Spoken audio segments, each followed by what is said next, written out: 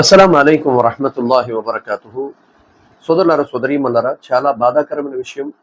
కానీ మానవత్వాన్ని నిలుపుకునేటువంటి విషయం కూడా ఇదే. అదేమిటి అనే విషయం మీ అందరికీ తెలుసు. పునర్విక అనేటువంటి ఒక పాప ఊహ కూడా తెలియదు ఇంకా. ఆ పాప ఒక పెద్ద వ్యాధితో పోరాడుతుంది.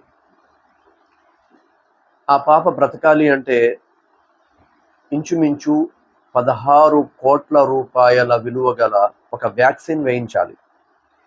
అందులో భాగంగానే నిన్న మన పశ్చిమ గోదావరి జిల్లా తణుకులో ఆ పాపకు ఆర్థిక సహాయం చేసేందుకు మేమందరం కూడా బయలుదేరుతున్నాం. మీలో ఎవరైనా మాతో వస్తే చాలా సంతోషం అని చెప్పి ఒక వీడియో ఇన్స్టాలో అప్లోడ్ చేయడం జరిగింది.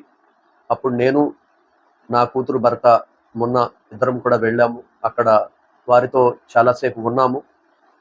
అయితే మనసుకి ప్రశాంతత లేదు, సంతృప్తి అంతగా లేదు.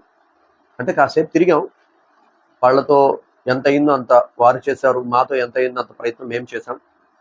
ఇలా కాదు, మన వంతు మనం ఒక ప్రయత్నం చేయాలి అని చెప్పేటువంటి ఉద్దేశం మీద నేను కూడా నాకు తెలిసిన కొందరితో మాట్లాడి మన వంతు సహాయం మనందరం కలిపి చేద్దామని చెప్పంటే కొద్దిమంది స్నేహితులు సరే అన్న తప్పకుండా చేద్దామన్నారు. మీ అందరికి ఒక అనుమానం రావచ్చు, అన్న మేము ఫోన్పే చేస్తున్నాం కదా, చాలా మంది ఫోన్పే చేస్తున్నారు కదా అని. కాదు, నిన్న మేము తిరిగాం కదా షాపులకి, నేను స్వయంగా చూశాను. మస్జిద్ బయట కూడా నేనే స్వయంగా డిబ్బీ పట్టుకుని నిలబడ్డాను.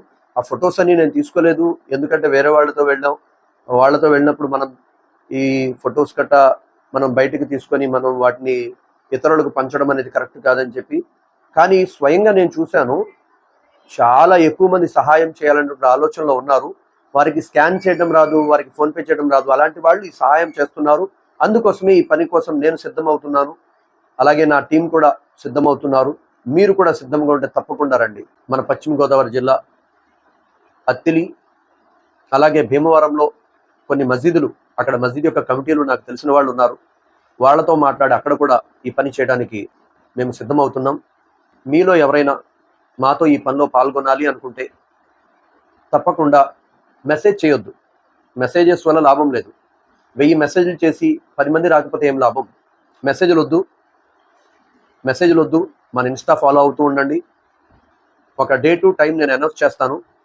ఆ టైంకి మీలో ఎవరు రావాలన్నా ఈ పుణ్యకార్యంలో పాల్గొనండి. ఎందుకంటే రంజాన్ నెల మన వాళ్ళంతా కూడా ఉపవాసాలు ఉంటూ ఎన్నో దాన ధర్మాలు చేస్తారు. వాటిలో కొద్దిగా మనం ఈ పాపకి సహాయం చేయగలిగితే తప్పకుండా ఆ దైవం, ఆ సృష్టికర్త అల్లా మనతో రాజీ అవుతాడు. నేను చేసేటువంటి ఈ మంచి పనిలో సర్వే జనో సుఖినో భవంతు అని కోరుకునే హిందూ సోదరులు, నిన్ను వల్ల నీ పొరుగువాడిని ప్రేమించు అని కోరుకునేటువంటి క్రైస్తవ సోదరులు, ఒక యూదుని యొక్క పిల్లవాడి యొక్క ఆరోగ్యం బాగోకపోతే ప్రవక్త వారు వెళ్ళి స్వయంగా పరామర్శించి వచ్చారు. అది మనందరికీ ఒక మెసేజ్. మతం మనది కాకపోయినా, కులం మనది కాకపోయినా, ఇతరుల ఆరోగ్యం బాగోకపోతే పరామర్శించడం ఇది ప్రవక్త వారి సాంప్రదాయం అని నమ్మే ప్రతి ముస్లింలు కూడా ఈ కార్యక్రమంలో పాల్గొనవచ్చు. జజాకుముల్లాహు ఖైరా. అస్సలాము అలైకుం వరహ్మతుల్లాహి వబర్కాతు. ఆ తారీఖు మరియు ఆ టైం నేను చెప్తాను ఇన్షాల్లా, వాళ్ళందరితో మాట్లాడి. అప్పటి వరకు కాస్త నా ఇన్స్టా ఫాలో అవుతూ ఉండండి. అస్సలాము అలైకుం వరహ్మతుల్లాహి వబర్కాతు.